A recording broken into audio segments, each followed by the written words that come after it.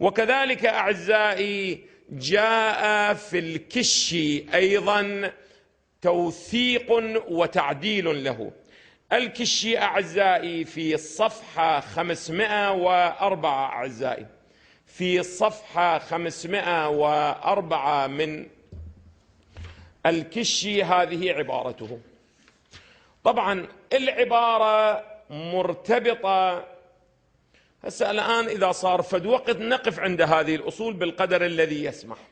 العبارة هذه قال أبو عمرو، يعني أبو عمرو الكشي، كما ذكرنا مرارا للأعزاء أن هذا ليس هو كتاب الكشي مباشرة، هذا هو ما اختاره الشيخ الطوسي من كتاب ماذا؟ من كتاب الكشي، وإلا أصل كتاب الكشي ليس بأيدينا. هذا أولا. وثانيا أننا لا نعلم أن الشيخ الطوسي ماذا فعل بهذا الكتاب، فقط لخصه، حذف منه، أضاف إليه، حرفه، صحفه. ماذا فعل؟ لم يقل لنا الشيخ الطوسي شيء.